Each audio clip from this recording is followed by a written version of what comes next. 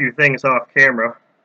One of the things I said I wasn't going to do, and I ended up doing anyway, which was disassemble this wrist pin. I pulled the wrist pin and the connecting rod off the piston, and in all honesty, it's the first time I've actually pulled wrist pins out of a piston. I don't usually have OS engines.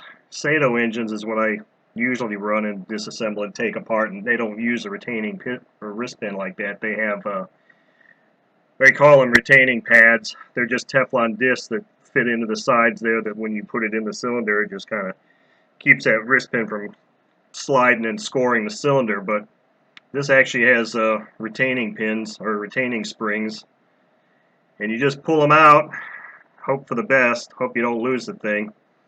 And there was some gunk on that, so I ended up having to I put a little 3-in-1 oil on it, and then I found a screwdriver, a Phillips head screwdriver that was the right size. I just kind of drove it out. It came out pretty easily once it got through the gunk. But now, as you can see, this thing slides very freely on here now. Putting the wrist pins back in wasn't as big a deal. The end that's not curled, I don't think you're going to be able to see it here. There's the curled end where you grab it to pull it out. The end that's not curled, stick that in first and then just kind of jam it home. There's a little groove in the piston that it fits into, so it's surprisingly easy to do. So that's done, and you can see the F. I might be able to see the F I scribed in the front of the connecting rod there that designates the front. The other thing I did was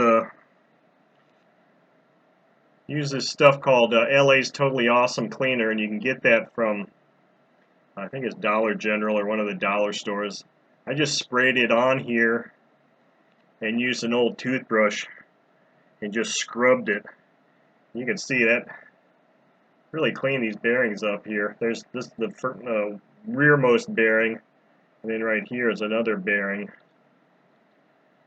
I don't know. I mean, I don't know that these bearings are really... I know this one here is not a super high-speed bearing, because I can see as I rotate the prop, this thing barely turns at all. This one might actually turn a little bit higher speed. You know, to be honest with you, I really don't want to remove these because I don't really have a means to get in there and pull that thing out. This one wouldn't be so tough. I can just put a socket in there and heat it up and tap it out. It'd be no big deal, but feels pretty good. I think I'm going to leave these and not worry about them. We'll assess the other two bearings here in the front end of the bell when we get to that point, and we'll see. Those more than likely are the bearings that would be needing to be replaced anyway, but we'll play it by ear and see. I don't really want to mess with these because this one here looks like this could be a real bear to get out. But anyway, those are the things I did off camera and cleaned up. To coax the crankshaft out of here, out of the front end.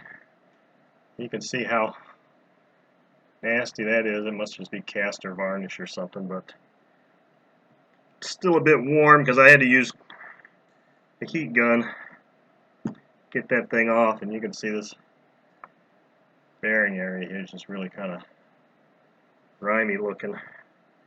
Pretty nasty. Probably just going to soak all this, soak this stuff in CLR and hope for the best and see what the bearing feels like when it's done. Doesn't feel too bad right now, but it's got a lot of gunk on there. I might actually try that LA's Totally Awesome Cleaner, spray it on there and clean it off, but I'd really like to get this bearing off of here so I can use some 3200 grit sandpaper and really clean this crankshaft up. We'll see how that goes.